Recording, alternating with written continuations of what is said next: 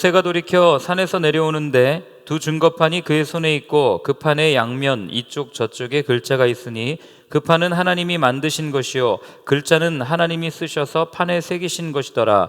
여호수아가 백성들의 요란한 소리를 듣고 모세에게 말하되 진중에서 싸우는 소리가 나나이다.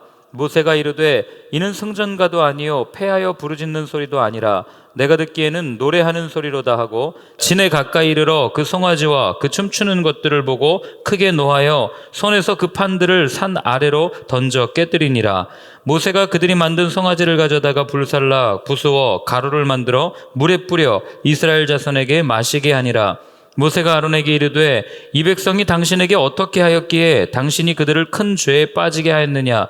아론이 이르되 내 주여 노하지 마소서. 이 백성의 악함을 당신이 아나이다. 그들이 내게 말하기를 우리를 위하여 우리를 인도할 신을 만들라. 이 모세 곧 우리를 애굽 땅에서 인도하여 낸 사람은 어찌 되었는지 알 수 없노라 하기에 내가 그들에게 이르기를 금이 있는 자는 빼내라 한즉 그들이 그것을 내게로 가져왔기로 내가 불에 던졌더니 이 송아지가 나왔나이다. 아멘. 예. 오늘날 우리가 이 특별히 대한민국에서 주체성이라는 단어는 이렇게 많은 오해의 소지가 있는 단어이기는 하지만 그러나 주체적 인간, 주체성을 가진 인간은 자유를 꿈꾸는 모든 사람들이 바라는 어떤 그런 인간상이라는 것을 우리는 알게 됩니다. 이 주체적인 삶을 위해서 우리는 부단히 노력을 하죠. 내가 스스로 생각하고 판단하고 내 의지를 가지고 결정을 해서 내가 원하는 대로 살아가는 삶을 꿈꾸기 위해서 우리는 부단히 노력하지만 그러나 이렇게 가만히 보면 주체성을 갖기 위해서 노력하는 그 행위 때문에 오히려 그 행위에 더욱더 묶여서 내가 주체성을 가진 것이 아니라 오히려 그것에 묶여서 살아가게 되는 그런 모습들을 보게 되는 거죠.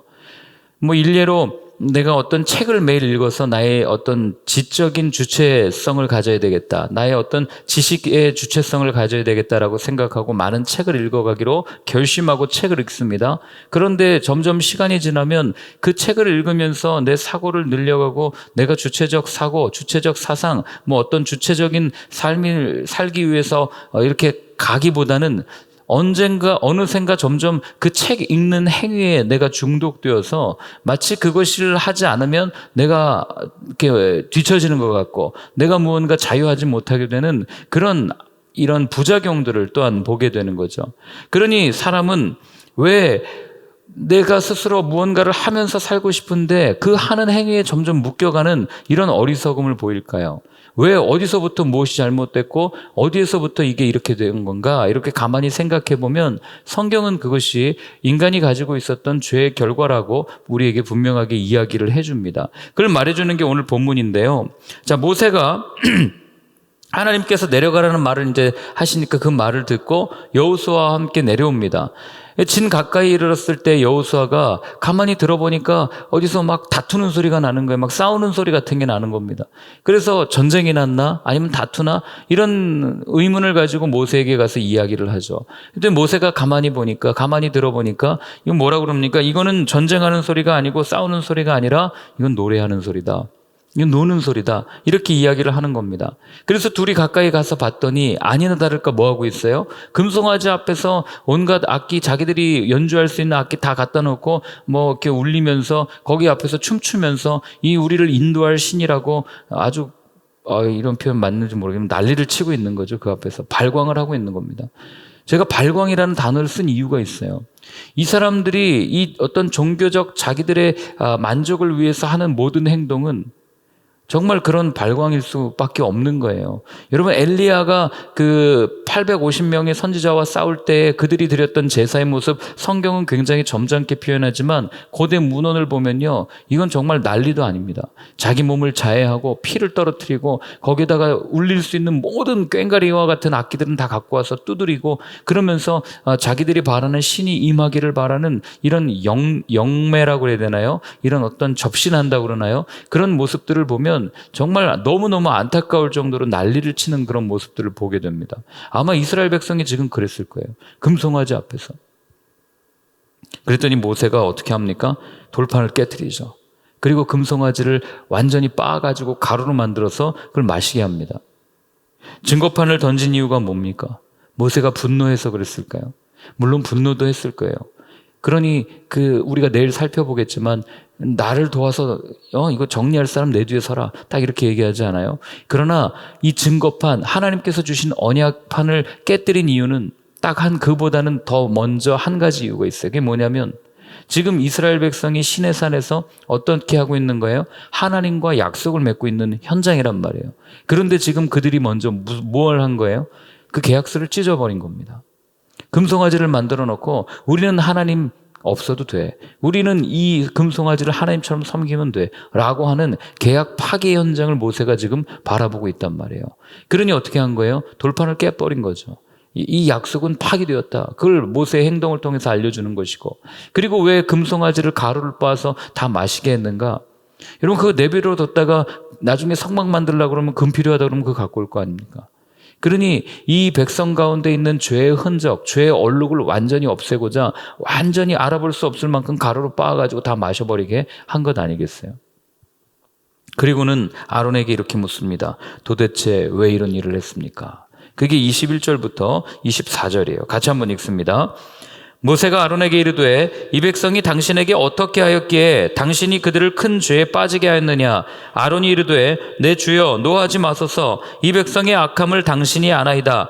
그들이 내게 말하기를 우리를 위하여 우리를 인도할 신을 만들라. 이 모세 곧 우리를 애굽 땅에서 인도하여 낸 사람은 어찌 되었는지 알 수 없노라 하기에 내가 그들에게 이르기를 금이 있는 자는 빼내라 한즉 그들이 그것을 내게로 가져왔기로 내가 불에 던졌더니 이 송아지가 나왔나이다. 아멘. 제가 왜 웃는지 아시겠습니까? 얼마나 지금 이 아론이 답한 거 보시면 이건 참 뭐라고 말을 해야 될지. 아론이 지금 뭐라고 그래요? 아니, 지가 만들어 놓고 한단 소리가 백성들이 악해서 그렇습니다. 여기 보면은 모세가 죽은 것 같다고 우리를 인도할 신을 만들어 달라고 했습니다. 그들이 금 갖고 와가지고 금을 불에다 던졌더니 갑자기 뻥 하고 이 송아지가 튀어나왔습니다. 이게 답이나 되겠습니까?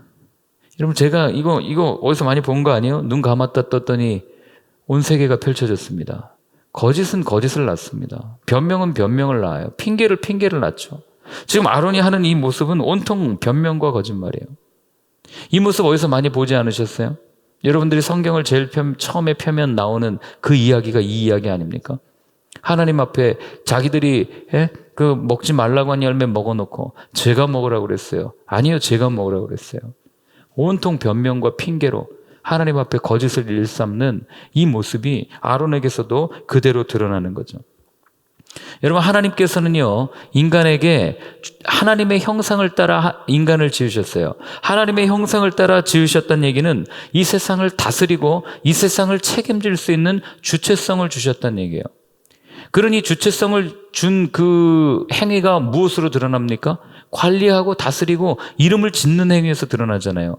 여러분, 동물과 식물에 이름을 짓는다는 얘기는 그 동물과 식물에게 정체성을 부여한다는 얘기거든요. 정체성을 부여하는 얘기는 주체의식이 없으면, 주체성이 없으면 이룰 수 없는 일들이에요.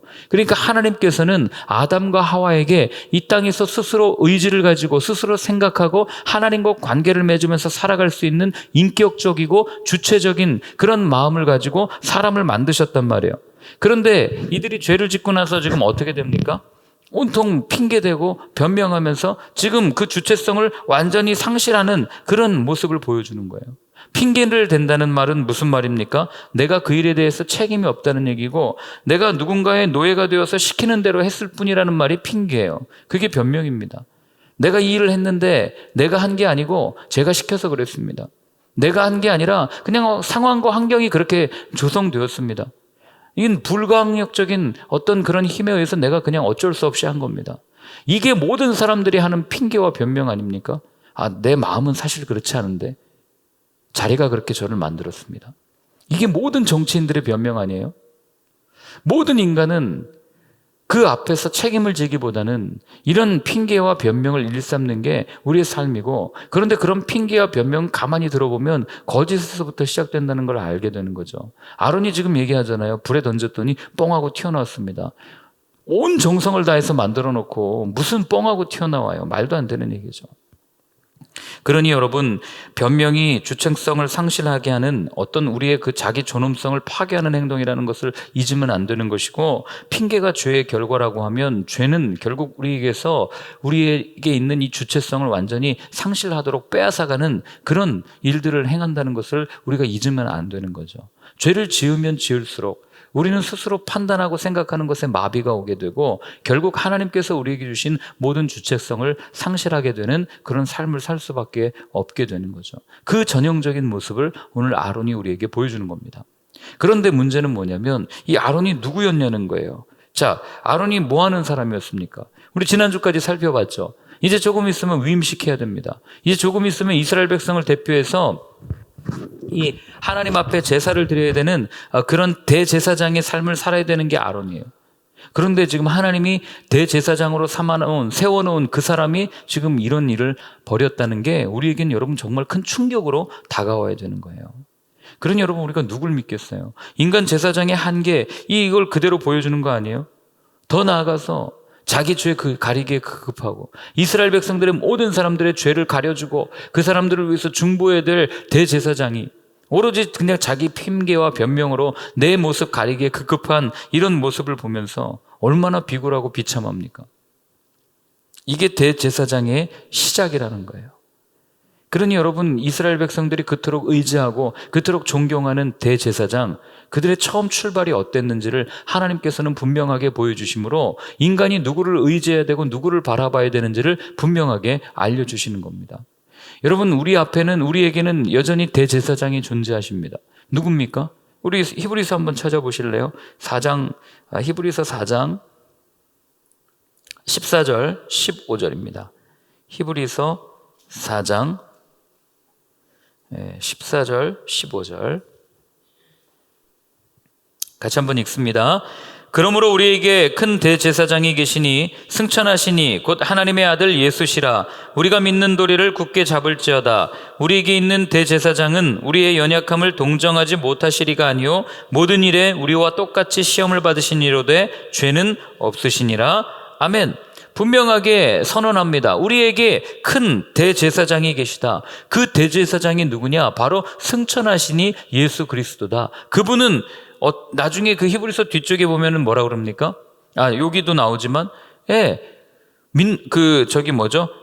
시험을 받았지만 죄가 없으신 분이다. 다른 우리가 그동안 알던 대제사장과는 전혀 다른 분이다. 이게 히브리서가 계속해서 반복적으로 우리에게 알려주는 것이고, 그리고 그 대제사장이신 예수 그리스도를 붙잡아야만, 우리가 그 피를 발라야만 하나님 앞에 나아갈 수 있습니다 라는 것을 분명하게 말해주고 선언하는 성경이 히브리서입니다.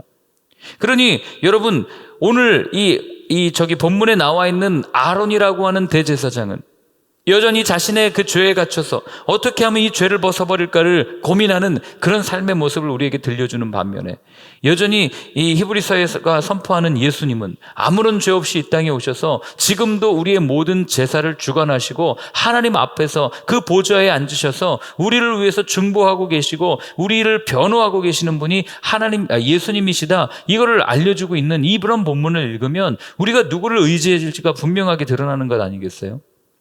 지난주에도 제가 한 분을 만났어요. 식사하다가 그런 이야기를 드렸어요. 제가 자주 하는 얘기죠. 목사 너무 의지하지 마세요. 이렇게 얘기를 했어요. 그랬더니 그래도 목사님은 우리를 대표해서 하나님이 말씀을 전해주시는 분이고 이렇게 쭉 얘기를 하더라고요. 어려서부터 그렇게 교회에서 목사에게 배워왔겠죠. 저도 그렇게 배웠으니까. 그래서 그냥 쭉 듣다가 그렇죠, 맞죠. 그러다가 그냥 질문을 던졌어요. 그런데 그 하나님이 주시는 음성을 직접 들으면 안 됩니까? 이렇게 묻다가 제가 뭐라고 얘기했냐면, 목사는 목자가 아닙니다라고 분명하게 이야기했어요. 목사는 목자가 아닙니다. 그랬더니 조금 그래 하더라고요. 그러면서 제가 그렇게 얘기했습니다. 목자는 오직 한 분밖에 없습니다. 나는 선한 목자라고 말씀하신 예수님이죠. 그럼 목사는 그냥 그 옆에서, 목자 옆에서 양들을 옳은 대로 인도하는 그 옆에서 짖는 개예요. 목자의 개입니다. 그렇게 얘기했어요. 그랬더니 이분이 대뜸 그렇게 얘기해요. 야, 목회 참 힘들게 하시겠네요. 이렇게 얘기를 하더라고요. 제가 씩 웃으면서 왜요? 그랬더니 그런 말 하면 목사님들이 다 싫어할 텐데 나중에 참 힘드시겠어요. 그렇게 얘기를 하더라고요. 그래서 제가 그냥 웃으면서 얘기했습니다. 힘들면 어떻습니까? 뭐 사람들한테 그렇게 좀 욕먹으면 어떻습니까? 예수님이 맞다고 하고 예수님이 옳다고 하는 그 길을 걸어가면 되죠. 그리고 그냥 대화를 마친 기억이 있어요. 여러분, 우리는 나도 모르게요, 이런 생각에 물들어서 목사를 바라보고 신앙생활을 하려고 할 때가 참 많이 있다는 거예요.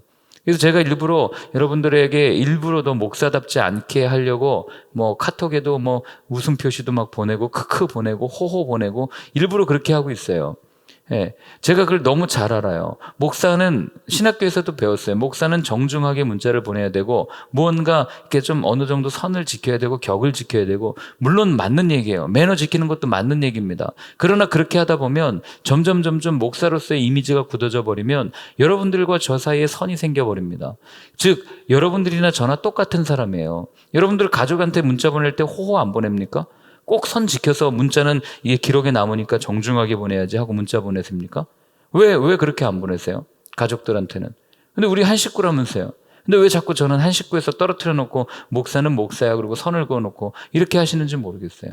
물론 제가 맡은 직분이 있어요. 제가 맡은 역할이 있습니다. 그 역할은 그냥 공동체 내에서 주어진 역할일 뿐이지 그게 여러분들보다 더 거룩하거나 아니면 뭐 더 뛰어나거나 그런 게 아니란 말이에요. 근데 우리는 자꾸 그렇게 생각해요. 그러다 보니 제가 가는 큰 교회 같은 경우는 담임 목사님 가신 그 길은 거룩한 길이라고 막 이렇게 하고 말도 안 되는 이런 일들이 오늘날 이단도 안 해요. 그냥 대한민국 교회에서 일어나는 일이에요.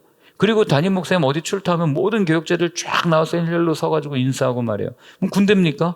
그리고 무슨 여기 그 사람이 교회를 세운 예수님의 교회지 그 목사의 교회예요? 이런 생각이 들 정도로. 그리고 그 사람이 담임 목사가 퇴근해야만 모든 교역자들이 다 일렬로 퇴근하고 담임 목사가 쉬는 날에만 쉴 수 있는 이런 말도 안 되는 이런 일들이 말하자면 끝이 없지만 왜 이런 일들이 일어나겠어요? 여러분들이 잘 생각하셔야 되는 이유가 거기 있는 겁니다. 그러니 여러분, 우리에게는 목자 되신 분은 한 분밖에 없다는 걸 오늘 본문도 분명하게 얘기해 주나요? 죄 짓는 대제사장 따라가서 뭐 할 거예요? 같이 죄 질 겁니까? 금송아지 만들어 놓고 같이 섬길 거예요? 그리고 오늘 우리가 한 번 더 생각해 봐야 될 게 뭐냐면, 여러분, 보통은요, 우리가 어떤 위험에 처하거나 위기에 처하면 이것에서 벗어나기 위해서 우리가 선택하는 게 뭐냐면 거짓말을 선택해요. 내가 손해보지 않기 위해서 변명과 핑계라는 걸 선택합니다. 그런데 그거 아세요? 내가 변명하고 내가 핑계대는 그 순간 나는 굉장히 비겁해진다는 것. 비겁이 무슨 말인지 아시죠? 비열하고 겁이 많은 것. 그게 비겁이잖아요. 왜 비겁해지고 비열해집니까? 내가 손해를 조금 보기 위해서, 내가 변명하고 핑계대기 위해서 거짓을 사실로 자꾸 바꿔가야 되고, 그 과정 가운데 전혀 손해보지 않아도 돼야 할 사람들이 손해를 봐야 하는 그런 일들, 나 때문에 내가 손해 안 보려고 다른 사람에게 손해를 입히는 굉장히 비열하고 비겁한 이런 모습을 우리가 살아가야 된다는 거죠. 오늘 아론의 모습 한번 보세요.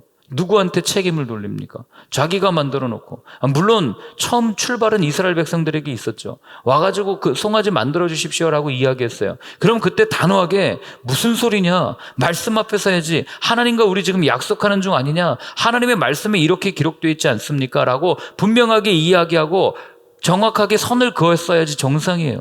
근데 그렇게 하지 않았다고요. 이게 대제사장의 역할이었고, 하나님과 사람 사이를 중보하면서 잘못된 길로 갈 때는 이건 아니잖아요 라고 분명하게 돌에 맞아 죽을지언정. 아론 마음 가운데는 비겁함이 있었던 거죠. 이 수많은 사람들을, 지금 모세도 없는데 어떡하지? 저 사람들이 나를 향해서 돌을 들면 어떡하지? 하는 그런 마음이 왜 없었겠어요? 그리고 또 만약에 그런 죄를 지었을 때, 저는 여기서 그런 생각을 항상 해요. 사람들이 죄를 지었을 때 하나님 앞에 그냥 무릎 꿇었더라면, 모세가 당신은 왜 이랬습니까? 라고 이야기했을 때 이런 변명과 핑계가 아니라 무릎 꿇고 잘못했습니다. 하나님 앞에 내가 죄를 지었습니다. 내가 이렇게 해서는 안 됐는데 이렇게 행동했습니다. 라고 차라리 이야기했더라면, 그렇게 고백하고 용서를 구했더라면 성경의 이야기는 다른 방향으로 흘렀을 거예요.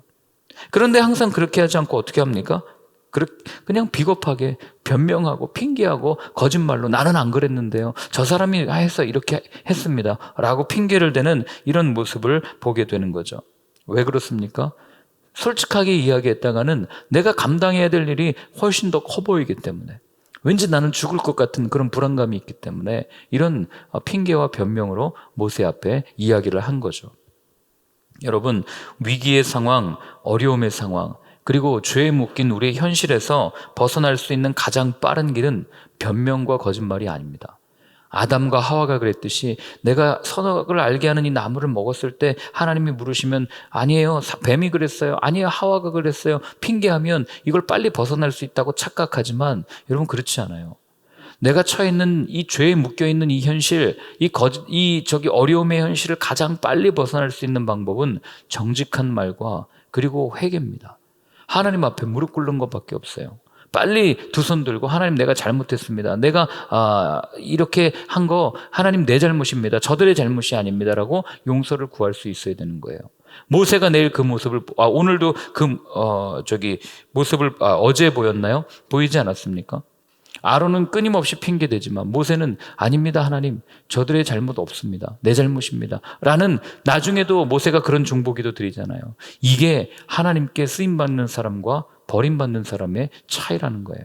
하나님 앞에 더 가까이 나아간 사람과 하나님을 멀리서 지켜보는 사람의 차이라는 겁니다.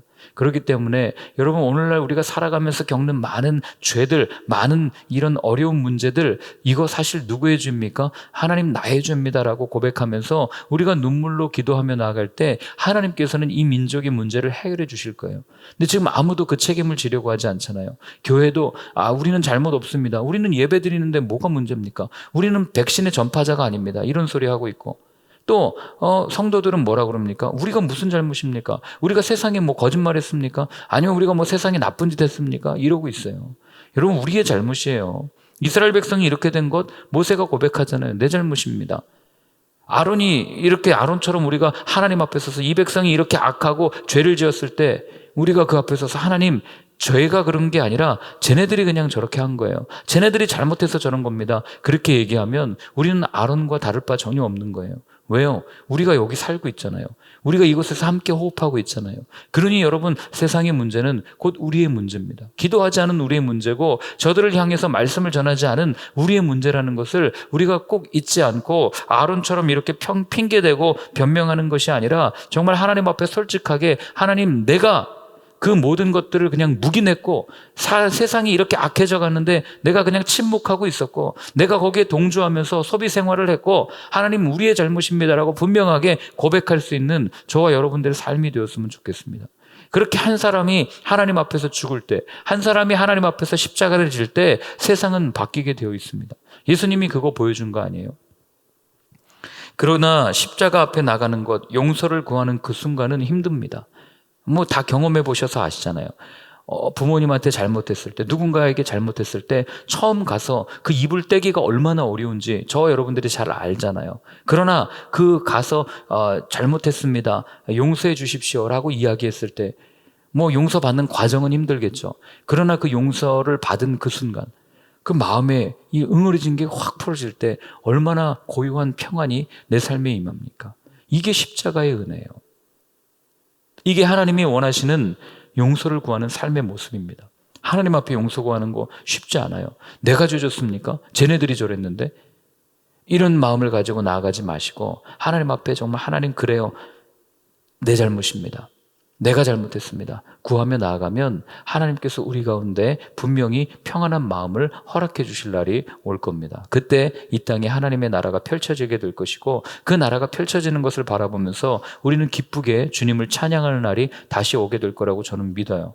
그걸 위해서 여러분, 오늘 이런 말씀을 우리에게 주신 것 아니겠어요? 그러니 아론처럼 어리석게 행동하지 마십시오. 우리 주님은, 우리가 주님 앞에 나가서 주님 잘못됐습니다라고 이야기할 때 옹색하게 삐지셔가지고 나 너 싫어, 너 안 봐, 너 안 믿어, 이렇게 말씀하시는 분이 아니세요.